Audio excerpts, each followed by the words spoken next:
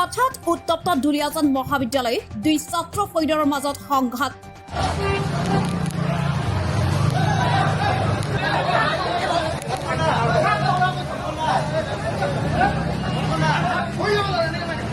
পাঠদান আৰম্ভ হৈছেহে কিয় মুকলি সংঘাতত নামিল একাংশ ছাত্ৰ।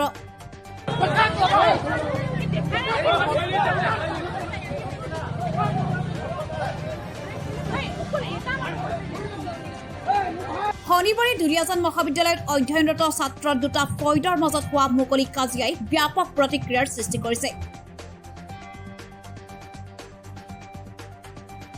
জানিব পৰা অনুসৰি অসম ছাত্ৰ পৰিষদ আৰু মহাবিদ্যালয় ছাত্ৰ একতা সভাৰ মাজত সৃষ্টি হয় এই সংঘাতৰ পৰিণতিত কেইবাজনো ছাত্ৰ আহত হোৱাৰ খবৰ পোহৰলৈ আহিছে। ছাত্ৰৰ দুটা ফৈদৰ মাজত সংঘটিত কাজিয়াই এনে এটা পৰ্যায় পাই গৈ যে দুলিয়াজান আৰক্ষী ঘটনাস্থলীত উপস্থিত হৈ পৰিস্থিতি নিয়ন্ত্ৰণ কৰিবলগীয়া হয়। শনিবাৰে অসম গণ পৰিষদৰ ছাত্ৰ সংগঠন অসম ছাত্ৰ পৰিষদ দুলিয়াজান আঞ্চলিক সমিতিৰ এখন প্ৰতিনিধি সভা ইণ্ডিয়ান অইল ৱৰ্কাৰ্ছ ইউনিয়নৰ প্ৰেক্ষাগৃহত অনুষ্ঠিত হৈছিল।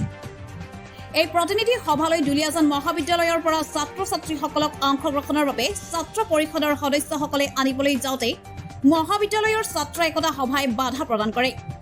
ফলত ছাত্ৰ পৰিষদ আৰু ছাত্ৰ একতা সভাৰ কৰ্মকৰ্তাসকলৰ মাজত মুকলি সংঘাতৰ সৃষ্টি হয়।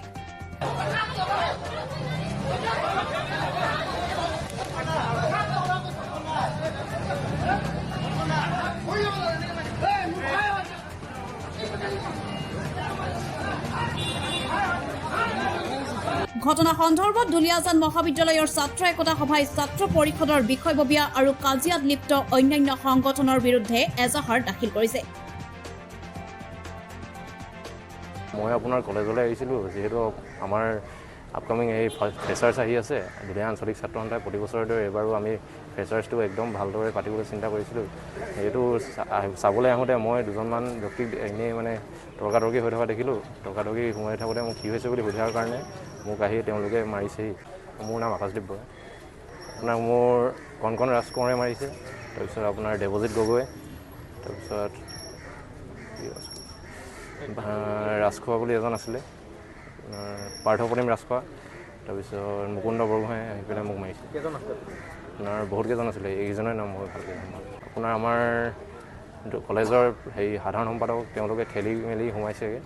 মই কি হ'ল বুলি সোধাৰ বাবে তেওঁলোকে মোক মাৰিছে বিনা কাৰণত। আপোনাৰ এই কাণত তলত দুখ পাইছোঁ আৰু ঘুচিয়াইছে মোক। আপোনাৰ আমাৰ 4-5জন মানে দুখ পাইছে। গোটেইকেইজন কলেজৰ ষ্টুডেণ্ট হয়। ছাত্ৰ পৰিষদৰ আজি এখন প্ৰতিনিধি সভা আয়োজন কৰিছে তেওঁলোকে। সেই সভাখনত আমাৰ মহাবিদ্যালয়ৰ পৰা আমাৰ অধ্যক্ষ মহোদয়ৰ আলোচনা কৰি তেখেতে আমাৰ মহাবিদ্যালয়ৰ ছাত্ৰ ছাত্ৰীসকলক তেওঁলোকে অলপ বিচাৰিছিলে। সেই বিচৰা অৱস্থাত ছাৰৰ ওচৰত এখনি তেওঁলোকে নামসমূহ লৈ কিনে ছাত্ৰ ছাত্ৰীসকলৰ নামসমূহ গোটাই কিনে ছাৰৰ ওচৰত এখন এপ্লিকেশ্যন লৈ গ'ল যে আমি এনেকৈ নিব বিচাৰিছোঁ বুলি।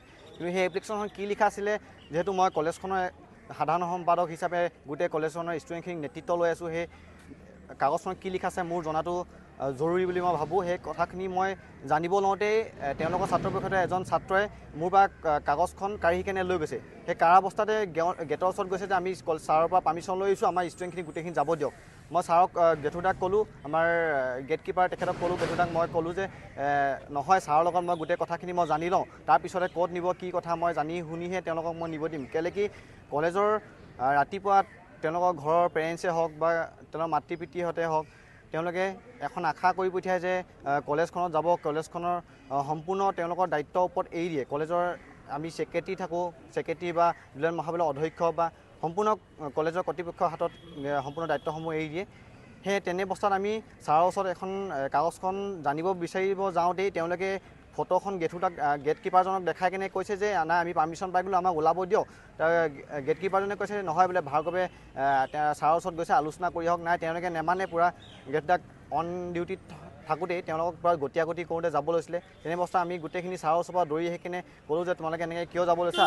বাহিৰৰ কেইজনমান ছাত্ৰ আহি কেনে আমাক মোৰ চাৰ্ট তাৰ্টসমূহ ফালিছে। তেওঁলোকে গতিয়াগতি কৰোঁতে আমাৰ কলেজৰ ছাত্ৰও আছে, চাৰ্ট তাৰ্টসমূহ ফালিছে। তেতিয়া তেনে অৱস্থাতে আমাক মহাবিদ্যালয়ৰ এজন ছাত্ৰই তেখেতক ৰখাওঁতে গোটেই তাক চকু টকু ৰঙা পেলাই দিছে, নলাত পেলাই বহুত মাৰিছে। আমাৰ কলেজৰ প্ৰতিজন ছাত্ৰই তেওঁলোকৰ কথাসমূহ দেখিছে।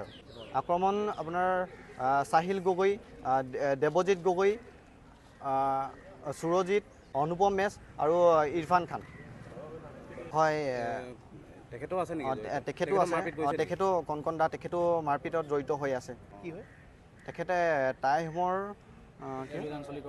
দুলীয়া আঞ্চলিকৰ প্ৰেচিডেণ্ট হয় বুলি আমি বসন্ত গগৈ হয় হয় ব্যুৰো ৰিপৰ্ট দুলিয়াজান লাইভ।